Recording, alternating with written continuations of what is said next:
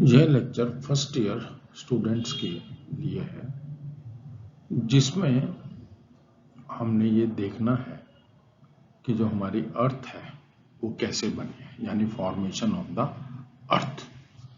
कि अर्थ का एग्जिस्टेंस, जो हमें प्लैनेट अर्थ का हम जो बातचीत करते हैं, तो उसके पीछे बनने के क्या कारण रहे हैं, वैज्ञानिकों ने क्या क्या तर्क दिए हैं, कितने तर्क पर जो ये एविडेंसेस हैं वो खरे उतरे हैं, या जो साइंटिफिक वर्ड में उन एविडेंसेस की क्या अहमियत है। इस सारे के ऊपर हमने इस जो लेक्चर है इसमें एक कोशिश की है, डिस्कशन करने जा रहे हैं कि कैसे जो है हमारी अर्थ जो है वो बनी है और उनके पीछे क्या क्या सिद्धांत रहे हैं। इनमें हम 2 या 3 सिद्धांतों के ऊपर, जो कि यूनिवर्सली जिसे कहें अहमियत रखते हैं, जो वैज्ञानिक वर्ल्ड में जिनकी एक बैठ है, जो से पूरी तरह से या यूं कह लो कि भी काफी लोग उसे एक्सेप्ट करते हैं, उस सिद्धांतों के ऊपर एक थोड़ी सी चर्चा हम करेंगे। तो सबसे पहले इस स्लाइड में आप देखो, मैंने अर्ली अर्थ के बारे में बात की है। ये हमारा अर्थ है जो कि होमोजीनियस है। होमोजीनियस का मतलब वो होता है कि एक ही पदार्थ, यानी कोई चीज एक जैसी हो, उसे हम होमोजीनियस कहते हैं। तो अर्थ का जो पहले है वो होमोजीनियस है और वो वेरी हॉट है, यानी बहुत गर्म भी है। अब दूसरी स्लाइड में हम बात करते हैं हाउ वाज अर्थ फॉर्म, कि अर्थ की उत्पत्ति कैसे हुई है। तो अर्थ की उत्पत्ति जो है बेसिकली हम काफी पुरानी हम उसे मानते हैं, लगभग 15 बिलियन ईयर की बात करते हैं, जब वो एक थ्योरी है जो उसको हम अगली स्लाइड में पढ़ेंगे या देखेंगे, कि उस थ्योरी को वैज्ञानिकों ने बिग बैंग की थ्योरी के नाम से नवाजा है, जिसके बिग बैंग से उन्होंने ये कोशिश की है कि अर्थ जो है वो कैसे बनी है। अब प्रश्न उठता है कि बिग बैंग थ्योरी है क्या। इस थ्योरी के जो वैज्ञानिक हैं या जो प्रोपेगेनिस्ट हैं, उनके मुताबिक 13.7 बिलियन ईयर एगो, ठीक है, यानी इतने साल पहले, क्रिएशन ऑफ ऑल मैटर, यानी जो मैटर था, जो पदार्थ था, उसकी एक क्रिएशन हुआ, उसकी एक उत्पत्ति हुई, और सबसे पहले हाइड्रोजन और हीलियम जो है वो गैसेस बने। उसके बाद more complex elements evolve through time, और जैसे जैसे समय बीतता गया, हमारे पास जो और कॉम्प्लेक्स एलिमेंट्स हैं या और जो पदार्थ हैं वो बनते चले गए। तो इस डायग्राम के जरिए या इस पिक्चर के जरिए उन्होंने बताने की कोशिश की है कि 15 बिलियन ईयर ये हॉट गैसेस हैं, फिर डस्ट एंड गैसेस का कलेक्ट होती गई एक जगह पे। उसके बाद 13 बिलियन ईयर के आसपास गैलेक्सीज इवॉल्व हुई और फिर वो धीरे धीरे एक दूसरे से अलग होती गई। 10 बिलियन ईयर में एक मिल्की वे जो है फॉर्म्स हुआ, यानी गैस के जो छल्ले हैं वो बने। फिर जो है 5 बिलियन ईयर पहले सोलर सिस्टम का निर्माण हुआ, और आज ये जो है जैसे सन है और ये हमारा जिसे कहें ये मिल्की वे एक पूरा ले लो और ये सन है, और इस तरह से ये जो छल्ले हैं या निहारिका हैं, इनसे जो है हमारे सोलर सिस्टम की उत्पत्ति हुई है। ये एक छोटा सा नटशेल में डिस्क्रिप्शन है बिग बैंग थ्योरी का। अब ये देखो, पहले गैसेस का एक पुंज है, यानी पूरी गैसेस के जो एक ही तरफ एकत्रित है, धीरे धीरे ए से बी में आया, ये कुछ जिसे कहें एकत्रित होना शुरू हुआ एक पदार्थ के ऊपर, फिर इसका मूवमेंट शुरू हुआ, छल्ले से बनने शुरू हुए, ये प्रक्रिया जिसे कहें सी में आई, फिर सी से इसी तरह से वो डी में बदली, और डी से फिर ये अल्टीमेटली जो आज हमें नजर आते हैं ग्रहों का फॉर्मेशन हुआ, जो अपने ऑर्बिट के चारों ओर अपने ऑर्बिट में जो है घूमते रहते हैं।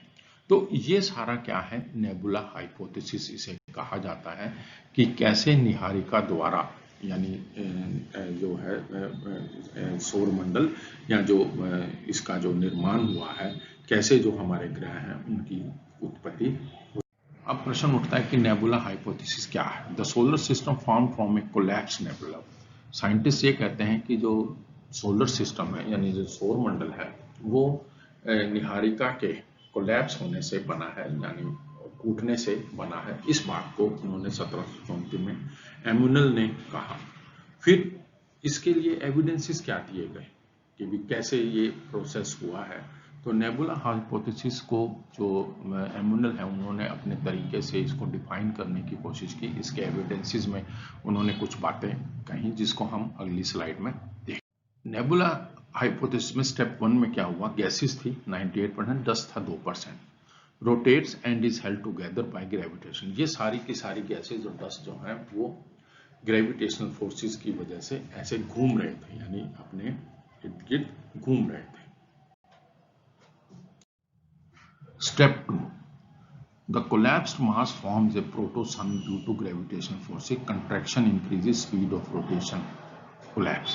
कहता है कि ये जो गैसेस थे, जो डस्ट पार्टिकल्स थे, ये अपने ग्रेविटेशनल गुरुत्वाकर्षण से घूम रहे थे। फिर इनमें जैसे जैसे स्पीड बढ़ी, कंट्रैक्शन इनमें बढ़ना शुरू हो, यानी टूटने ये शुरू हो गए।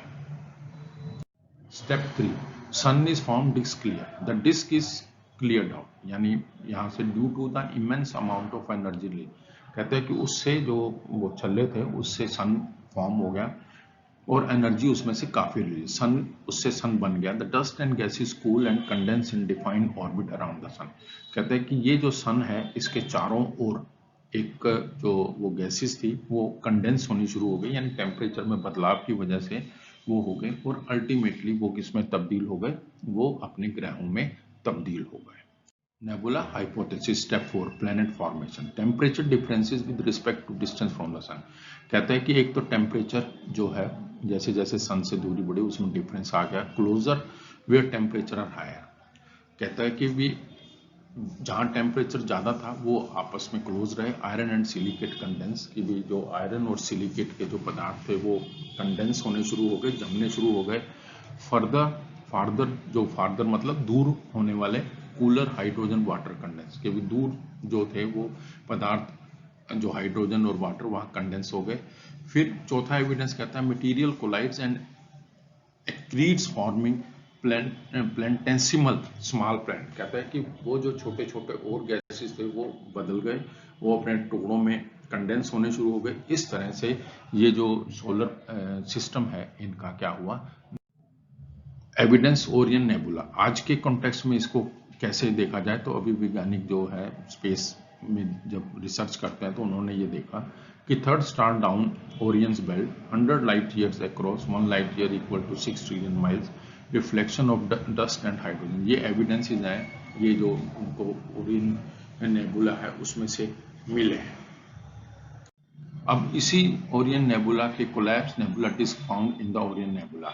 Gaseous disks are circling protosuns 2 to 17 times larger than our solar system, about 1 protoplanetary disk found in the Orion Nebula। ये जैसे है, ये first stage, second, third, fourth, fifth, six, इनमें अगर आप देखो तो वही एविडेंसेस जो हैं जो हमारे प्लैनेट्स के बनने में हुई है नेबुला हाइपोथेसिस में, वो हमें ओरियन नेबुला में देखने को मिलता है। तो इसके बेसिस पर साइंटिस्ट ने ये जो है निष्कर्ष निकाला कि जो हमारा सोलर सिस्टम है उसकी उत्पत्ति इस वजह से हुई है, यानी नेबुलर हाइपोथेसिस जो है उस पर हमारी जो एविडेंसेस हैं वो काम करते हैं और उसके टूटने से, कोलैप्स होने से जो है वो सोलर सिस्टम की उत्पत्ति हुई है।